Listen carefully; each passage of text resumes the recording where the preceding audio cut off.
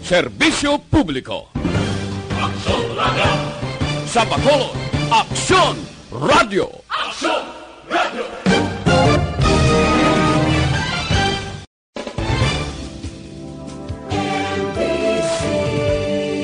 Manila Broadcasting Company.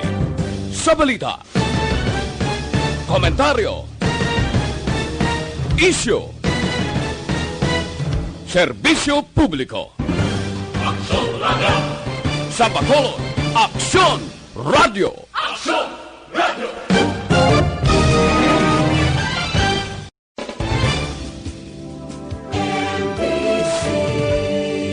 Manila Broadcasting Company.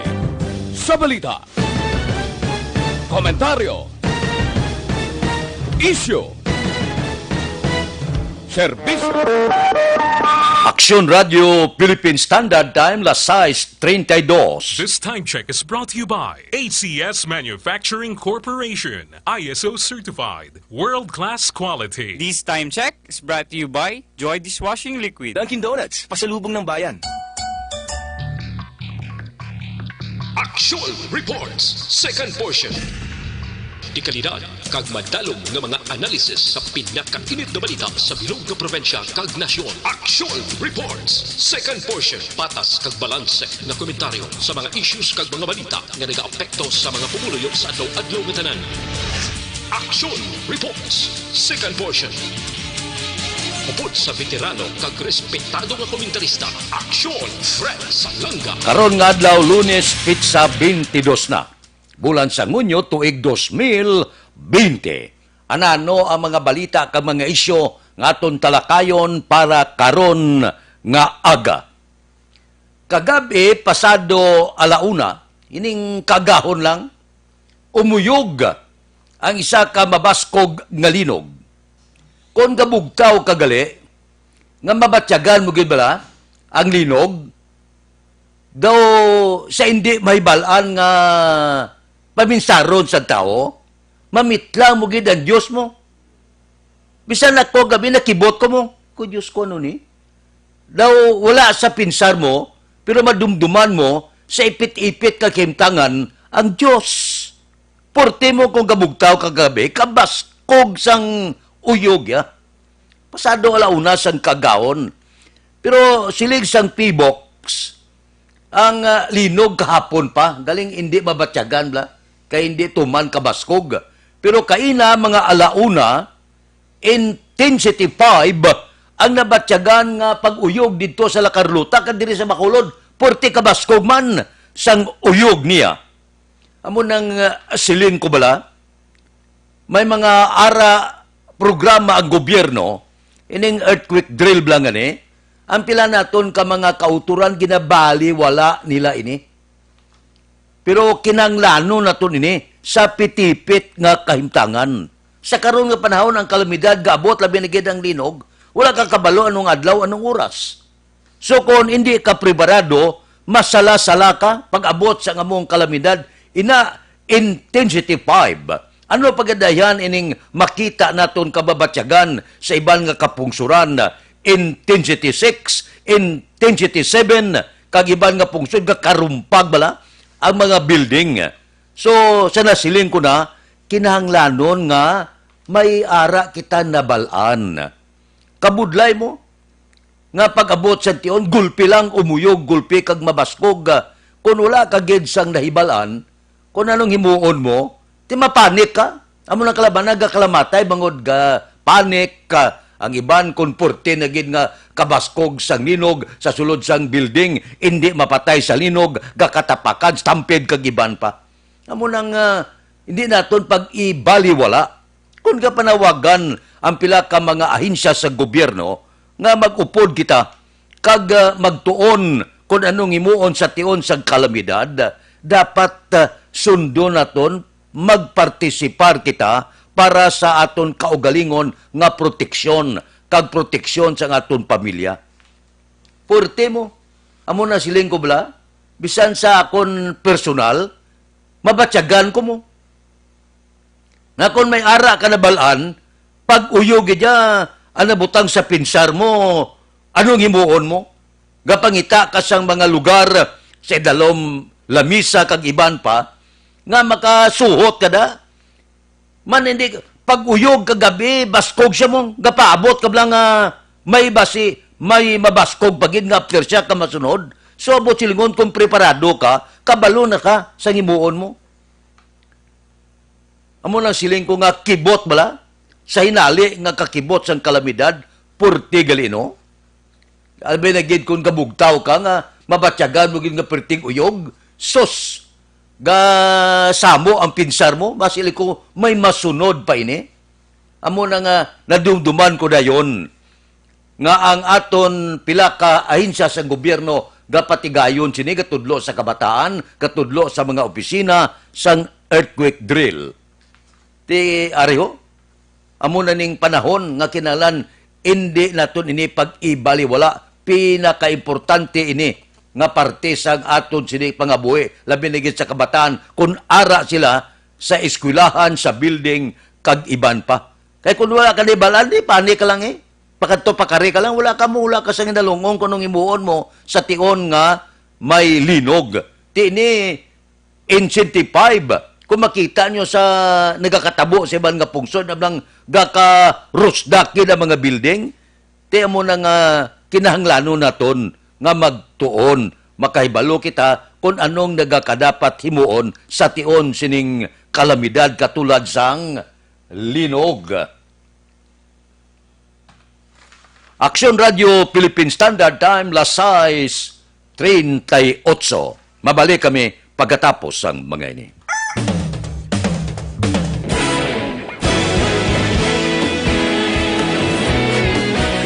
Naghakot sang pagpasidungog ang mga katapo programa kag drama sang DYEZ Aksyon Radyo Bacolod sa Tingog kag Handurawan Awards 2020 sang KBP Negros Occidental Chapter. Ladies and gentlemen, our icon of radio in Negros Occidental this year goes to Eduardo de la Fuente. Padayon Aksyon Radyo Bacolod Saludo.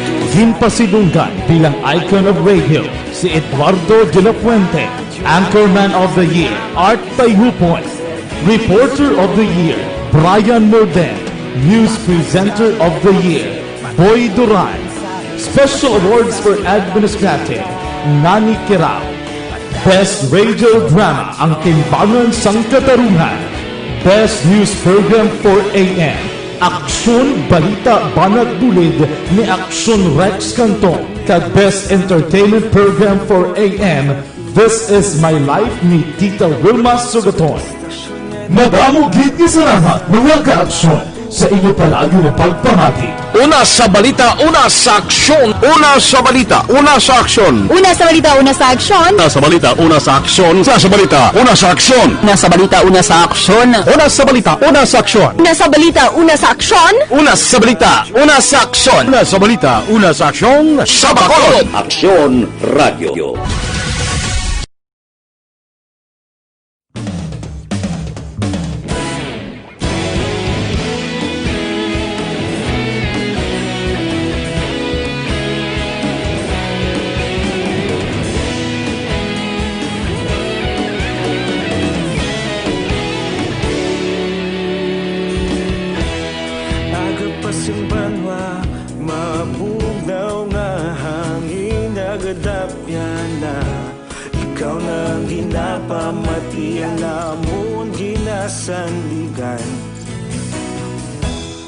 Tingog sang probinsya, kamatuuran ginapalap na.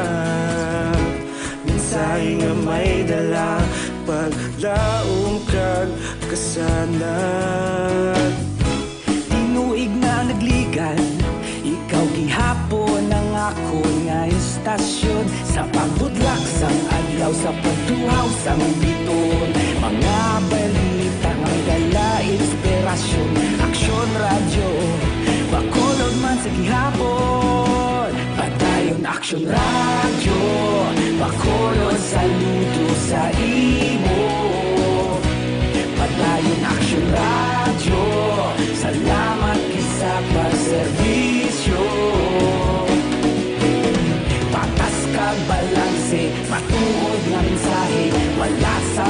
sang pilihan. Padayon Aksyon Radio.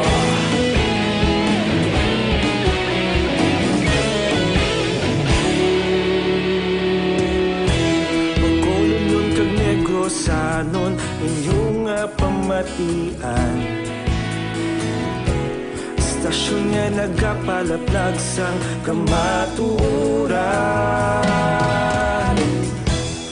Magbakod nga prinsipyo, reporter handa sa serbisyo. Kahapon, karon kag sa gihapon, kita magapadayon. Tinuig na nagligan, ikaw gihapon ang akon nga istasyon. Sa pagbutlak sang adlaw, sa pagtuhaw sang bituon, mga balita na may dala inspirasyon. Aksyon Radio, bakolon man sa gihapon. Padayon Aksyon Radio, bakolon saludo sa imo. Padayon Aksyon Radio, salamat kit sa pagserbisyo. Patas kag balanse, matuod nga mensahe, wala sang ginadampikan. Padayon Aksyon Radio. Una sa balita, una sa aksyon, sa Bacolod. Radio Philippine Standard Time, las 6:43. Kahapon, siling ni Libor Secretary Silvestre Bilio III, siling niya sa mga nagapanag-iya, sa mga establishmento, sa mga negosyo, siling niya, kung may ara ginman kakason, retrenchment, kag iban pa sa inyo mga empleyado, ipasiguro nyo lang nga makabaton sila sang ila husto nga benepisyo. Bangod sining karon impact nga ginhalit sang COVID-19 nga krisis. Kabalo kamo kon pila ang mga worker naton nga nawad-an trabaho. Bangod sining COVID-19 nga ni, mga malapit sa 2.7 milyones ka mga empleyado naton sa bilog nga pungsod ang temporaryo naguntat trabaho. Ibante flexible working arrangement bangod sang COVID-19 crisis. Halin sa bulan sang Enero, tubtob sining bulan sang Hunyo, mga 70,000 ka mga empleyado ang nadulaan sa ila trabaho. Bangod kay mga 200 ka mga establishmento komersyal ang permanente nga nagsira bangod sang pandemic. Puerte, no? Wala takbalo na muni kadagko, muni kadamo nga mga empleyado ang nadulaan sang trabaho. Kag ari pagid ang malain kay madamo nga kompanya ang karon may ara na nagpahibalo sa Department of Labor and Employment nga posible magapahalin, maga-terminate sila, retrenchment sa ila mga empleyado. Amo ni ang ginapaabot naton. Daw linog ang guwais ni, sobra pa si linog, kaya mati kumadaan ka trabaho, ti gutman pati pamilya mo. Linibo-libo ang mawadaan trabaho. So ang mahimo na lang sa aton gobyerno, pagi kay Labor Secretary Silvestre Bilio III, nga mag-ayo, mag-apila sa mga employer, tag-iya sa mga establishmento, nga kung palinon giman ang mga empleyado, ihatag lang nga gusto nga benepisyo.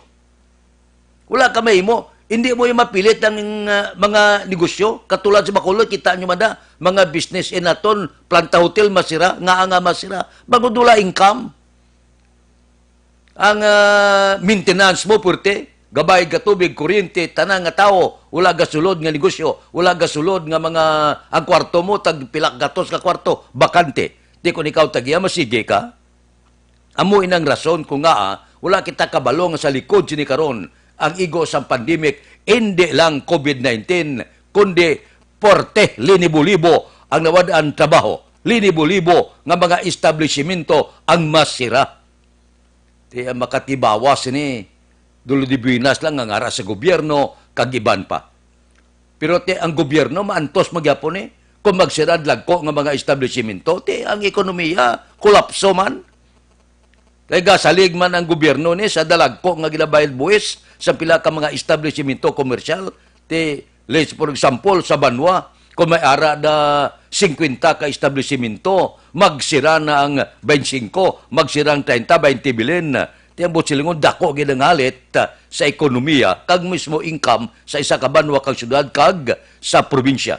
Pero tinghalit mo, sang pandemic nga ni, sang coronavirus nga ni, dilibo-libo sa aton mga kauturan ang gapangakroy na subong, ang ginpahalin na kag ginkakas na sa trabaho. Sa una yan, hindi na pwede mareklamo ka nga kakason ka, sumula ka sang ireklamo, kaya nga mo puto. Kung magsiling losing ang amo negosyo, wala kang idlagson. Di kay pamirde mo kag kabalo ang tao, kapamirde kay wala tao mo, mga restaurant wala unod. Labi kay may mga kurpyo, sino da karon mainom sa mga bar na. Nga main alas 10 ya, dakpon ka na.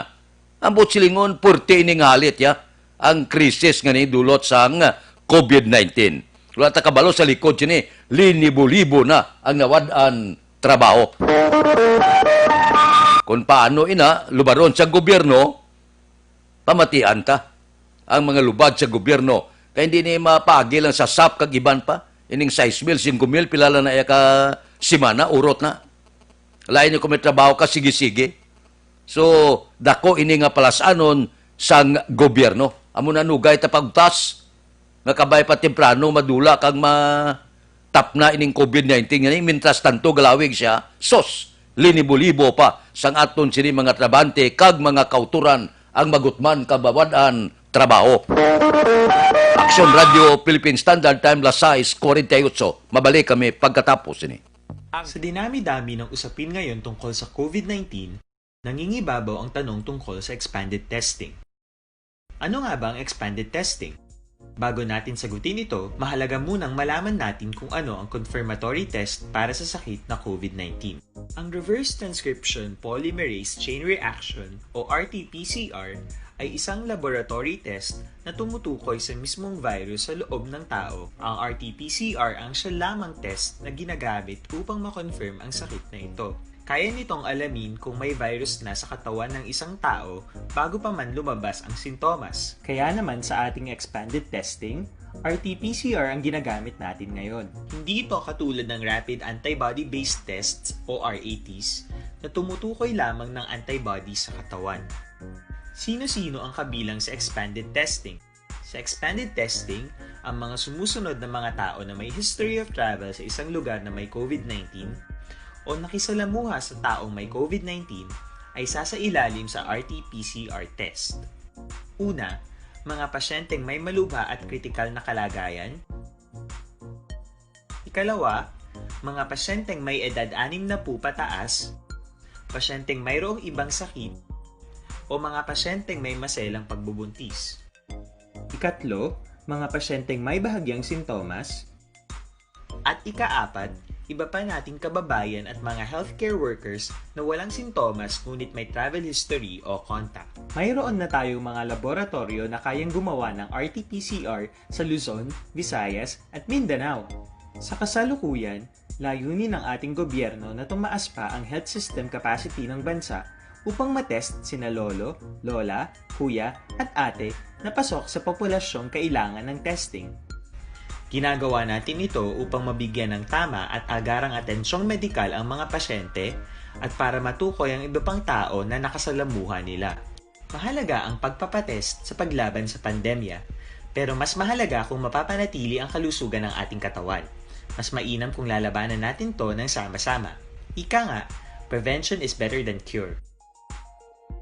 Mag-exercise, kumain ng tama, practice cough etiquette, sundin ang 1 meter rule sa physical distancing, maghugas ng kamay, at higit sa lahat, kung maaari ay magstay at home. Samahan kami sa susunod na video para malaman ang kaibahan ng RT-PCR sa RATs.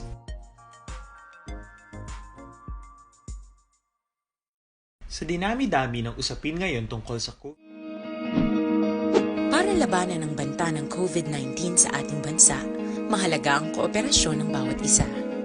Ang pananatili sa loob ng bahay ay isa sa pinakasimple pero pinaka-epektibong paraan para hindi kumalat ang virus. Kunwari, ikaw ang tuldok na ito. Malusog ka at malakas. Lumabas ka ng bahay. Ang hindi mo alam, may nakasalamuha ka ng may COVID-19. Tandaan, mahirap malaman kung sinong may virus, pero madali itong maipasa sa iba. Pwedeng naipasa na pala niya ang virus sa iyo nung umubo siya o bumahin. O baka naman ay nahawa na dahil humawa kayo sa parehong bagay na kontaminado. Ngayon ay mayroon ka na ring COVID-19. Isa ka ng carrier na makakahawa sa iba. Dahil maaaring ilang araw pa bago lumitaw ang sintomas na ubo, sipon, hirap sa paghinga at lagnat. Pwede ring wala kang nararamdamang sintomas, ngunit nakakahawa ka pa rin. Pag-uwi mo sa bahay, maaari mong mahawahan ang iyong pamilya. Kasama na rito ang lolo at lola mo o ang mga magulang mo na may edad. Sila ang may pinakamahina na depensa laban sa virus. Ang mga may sakit sa puso, diabetes, high blood, at iba pang pre-existing conditions, at mga buntis, mahina ang panlaban sa COVID-19. Kapag na-infect ang taong mahina ang immune system, posibleng magkaroon siya ng malalang karamdaman at kailanganing dalhin sa ospital. Sa patuloy na paglabas ng bahay at pagpunta sa pampublikong lugar, tinatayang maaari kang makahawa ng 3 pang tao at sila makakahawa ng mas marami pang iba.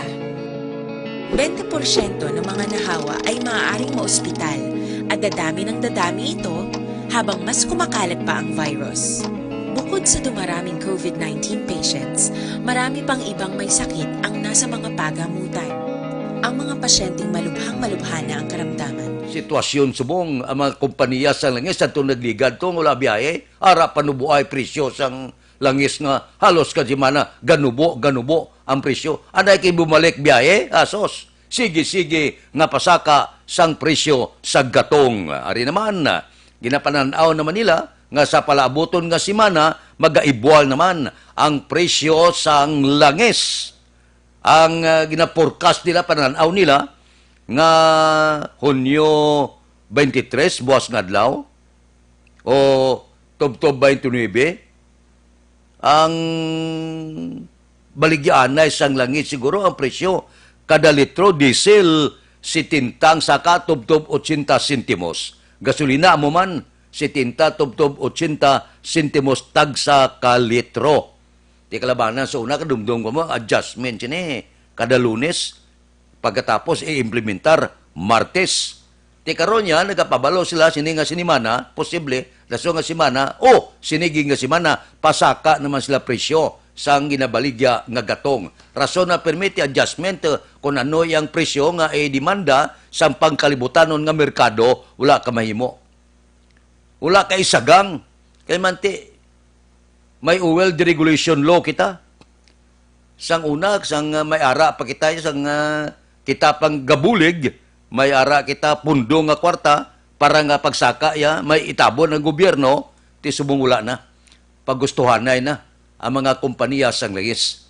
Nga kita man gani, guro ang nag-aprobar sila, Senado man nag-aprobar sila, nga ti okay lang, may oil deregulation law, kay kuno, magpasaka ang isa, mapanubo to isa, ka may kompetensya. Balis ka, din natabo. Kung anong pasaka sa daw, dungan sila ya. May konsabos la. Nadula atong paglaom nga niya oil deregulation law ta. Kay para may kompetensya sila niya. Nga kung ang isa to ka kompanya, mapasaka, mapanubong isa, nagkonsabos la tanan niya. Magpasakang isa, palariho, pasaka sila tanan.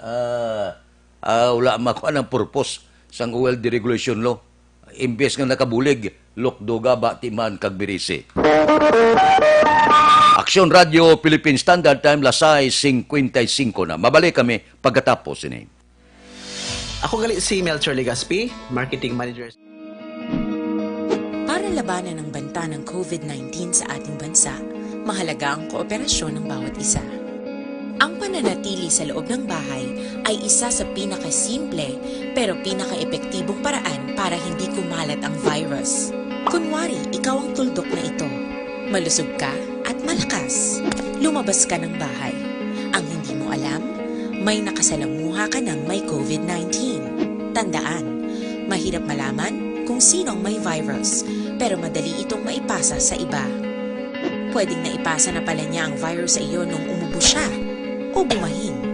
O baka naman ay nahawa na dahil humawa kayo sa parehong bagay na kontaminado.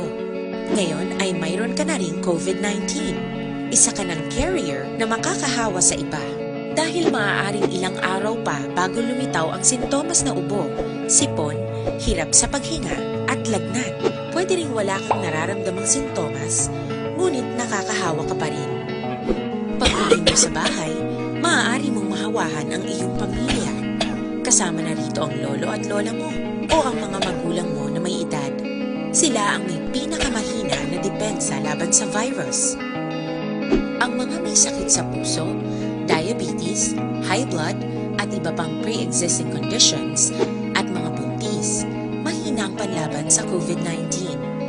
Kapag na-infect ang taong mahina ang immune system, posibleng magkaroon siya ng malalang karamdaman at kailanganing dalhin sa ospital.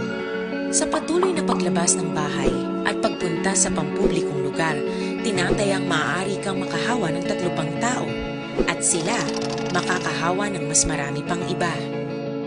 20% ng mga nahawa ay maaaring maospital at dadami ng dadami ito habang mas kumakalat pa ang virus. Bukod sa dumaraming COVID-19 patients, marami pang ibang may sakit ang nasa mga pagamutan. Ang mga pasyenteng malubhang-malubha na ang karamdaman, hindi na maaasikaso. Wala ring lugar para sa mga pasyenteng may ibang karamdaman. Kaya nating iwasan ang patuloy na pagkalat ng COVID-19 kung iisipin natin ang kapakanan ng iba. Kailangan nating isipin at kumilos na parang bitbit na natin ang virus para hindi ito kumalat pa sa iba. Sundin ang social distancing. At hanggat maaari, manatili sa loob ng bahay. Kung talagang kinakailangang lumabas, panatilihin ang 1 metrong layo sa ibang tao. Maging malinis din sa katawan at sa kapaligiran. Parating maghugas ng kamay gamit ang sabon at tubig. At i-disinfect ang mga bagay na madalas hinahawakan. Ang mahalaga, mapabagal natin ang pagkalat ng COVID-19. Para mas kakaunti ang mga kailangang magpa-ospital at mabawasan ang mga Pilipinong magkakasakit. Magiging epektibo lamang ito kung mananatili tayo sa bahay. Sundin ang social distancing. Isang maliit na sakripisyo para sa buhay ng kapwa nating Radio Philippine Standard Time on minuto na bilin mapangot kita sa takna alas 7, standby na. Sa aton Aksyon Balita Morning Edition, liwat magaduluong sa aton sa mga balita lokal, national, international, sports, kag artista. Upon kita, kay Aksyon Boy Duran, kag Aksyon Dorel Cabato, Aksyon Fred Salanga, una sa balita, una sa aksyon, sa Bacolod, Aksyon Radio.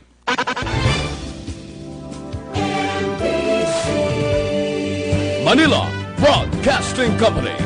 Sa balita, komentaryo, isyu,